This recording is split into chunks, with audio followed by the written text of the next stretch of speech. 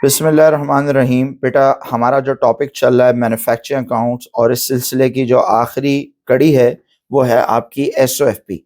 सबसे पहले बेटा आपने बनाना सीखा, सबसे पहले आपने कॉस्ट क्लासिफिकेशन सीखा, उसके बाद आपने बनाना सीखा मैन्युफैक्चरिंग अकाउंट, उसके बाद हमने पढ़ा statement of profit and loss बनाना, और सबसे आखिर में हम देख रहे हैं कि एसओएफपी कैसे बनाएंगे अगर आप मैन्युफैक्चरिंग सेटअप की बात करें।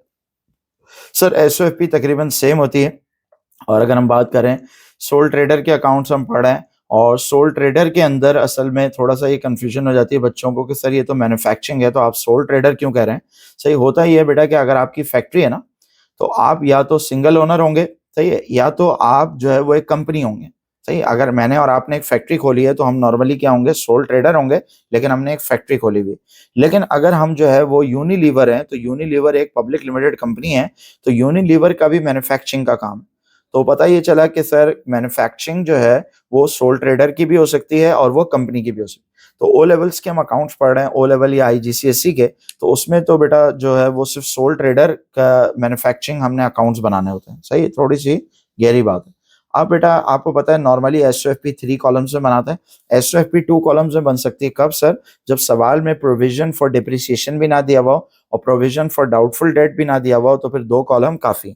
लेकिन अगर सवाल में प्रोविजन फॉर डेप्रिसिएशन और प्रोविजन फॉर डाउटफुल डेट या दोनों में से एक भी चीज दी हुई है, तो फिर हमें क्या करना पड़ेगा, फिर हमने 3 कॉलम बनाने पड़ेंगे। आप बेटा बचपन से पढ़ते हुए आ रहे हैं अकाउंटिंग इक्वेशन क्या होता है, assets is equal to equity plus liability, या assets is equal to capital plus liability. तो बेटा सबसे पहले एसेट्स आते हैं, एसेट लिखते नहीं, हम नॉन करंट एसेट से स्टार्ट करते हैं।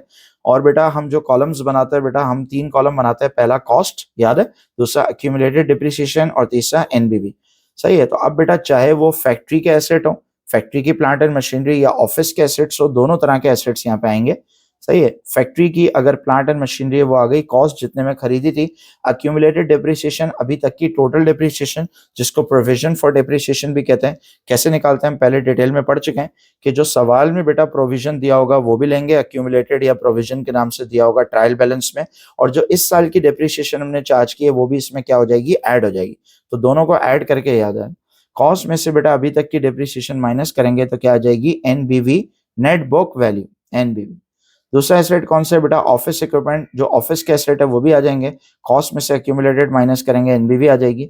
कॉस्ट और एक्यूमुलेटेड को बेटा टोटल करने की जरूरत नहीं है, एनबीवी कॉलम को हम क्या कर लेंगे, टोटल कर लेंगे।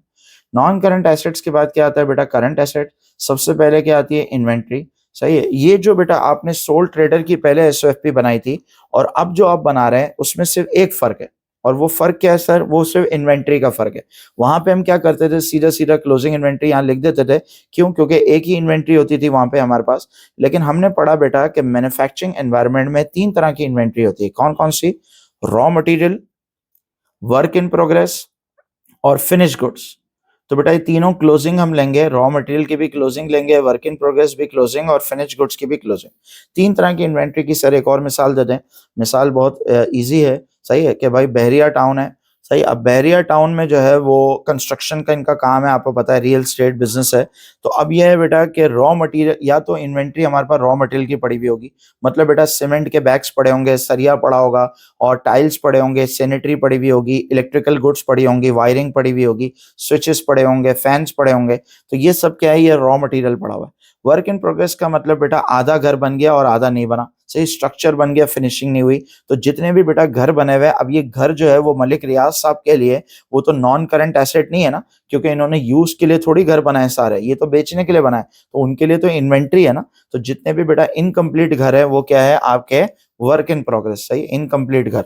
और तीसरा जो है बेटा वो क्या है, फिनिश गुड्स। तीसरा क्या है, फिनिश गुड। फिनिश गुड्स का मतलब बेटा बिल्कुल घर तैयार है, रेडी फॉर सेल है। सही है, बस सिर्फ हम वेट कर रहे हैं कस्टमर आए और ये हम घर उसको पोजेशन दे दें। तो 3 तरह के घर हो गए।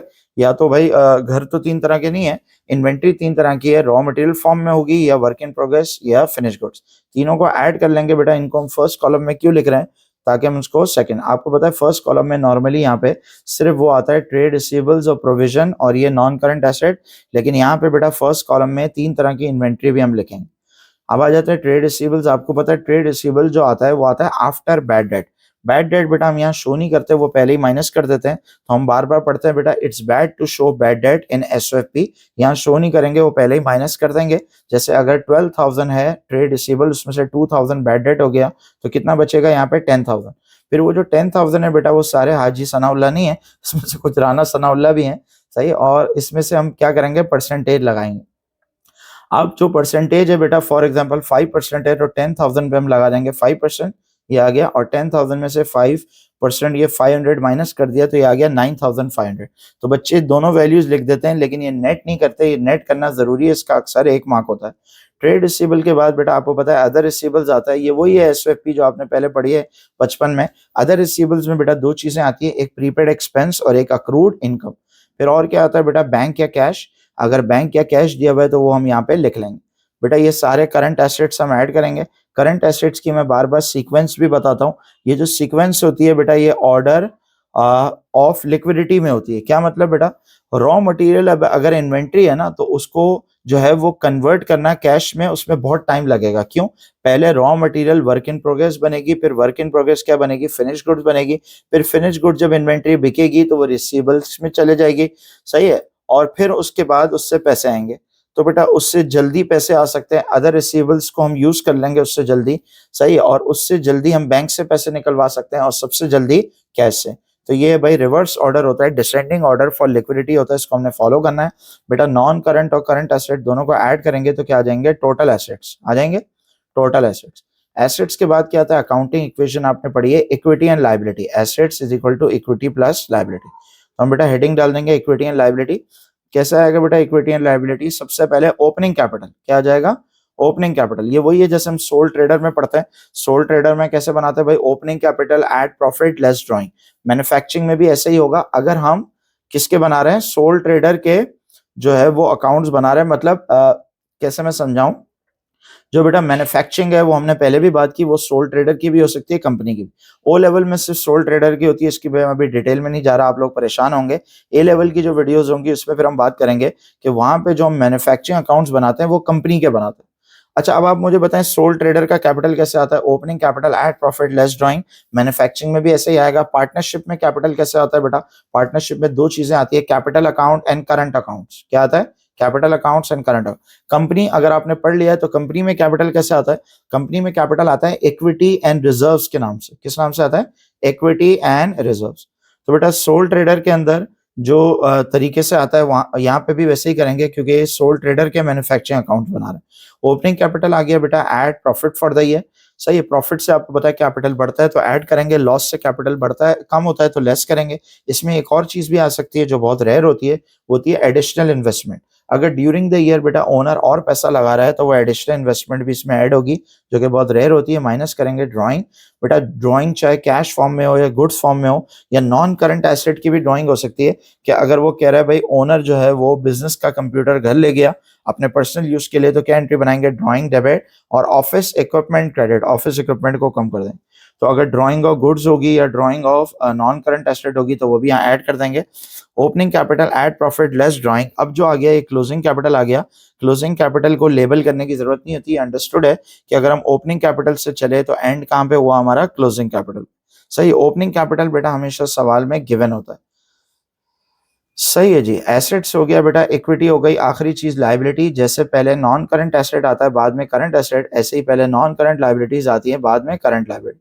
तो बेटा अगर कुछ ना बोले तो आपको पता है बैंक लोन होता है या डिबेंचर्स होता है कंपनी में, वो नॉन करंट लायबिलिटी होता है, सही है। लेकिन अगर वो लोन के आगे डेट दे तो फिर हमें डेट से पता लगाना पड़ेगा कि वो नॉन करंट है या करंट है। अब आप देखो बेटा मेरे एग्जाम्पल में ईयर एंड हो रहा है December 24, सही है, और लोन हमने पे करना है 26। तो बेटा अगर लोन हमने पे करना होता है 25 में अगले साल, तो वो लोन क्या बन जाता, वो बन जाता करंट लायबिलिटी। और 25 के बाद कभी भी पे करना है 26, 27, 28 जो भी है, तो वो नॉन करंट लायबिलिटी। और कुछ ना बोले तो लोन नॉन करंट लायबिलिटी, और अगर वो बोलते शॉर्ट टर्म लोन तो फिर वो कहाँ आएगा, करंट लायबिलिटी। करंट लायबिलिटी में क्या आता है, सिर्फ ट्रेड पेबल्स आ गए, सही, जिसका पुराना नाम था क्रेडिटर्स। अब हमने पुराना नाम यूज नहीं करना, लेकिन आपको पता होना चाहिए अगर आप कोई पुराने सवाल प्रैक्टिस कर रहे हैं, सही, एग्जाम में तो नई टर्मिनोलॉजीज ही आएंगी। फिर अदर पेबल है, अदर पेबल में 2 चीजें आ सकती हैं sir, accrued expense and prepaid income. Accrued expense and prepaid income. फिर अगर बैंक ओवरड्राफ्ट होगा तो वो यहाँ आएगा, अगर बैंक पॉजिटिव होगा तो वो कहाँ आएगा, करंट एसेट्स में। एसेट साइड हमेशा बराबर आएगी कैपिटल एंड लायबिलिटी। तो सर ये तो वही है एसओपी जो हम बचपन से पढ़ते हुए आ रहे हैं, बिल्कुल ये वही है बेटा। सोल ट्रेडर पे हम जैसे बनाते हैं यहाँ पे भी ऐसे ही बनाएंगे, सिर्फ एक फर्क होगा बेटा यहाँ पे कि यहाँ इन्वेंट्री 3 तरह की होगी, raw material, work in progress और फिनिश गुड्स। तो आई होप बेटा आपको मैन्युफैक्चरिंग अकाउंट्स के ओ लेवल आईजीसीएसई के कॉन्सेप्ट समझ में आ गए। अब आप जो है वो ओ लेवल या आईजीसीएसई के क्वेश्चन सॉल्व करना शुरू करें तो इंशाल्लाह अब आपको क्वेश्चन समझ में आने लगेंगे।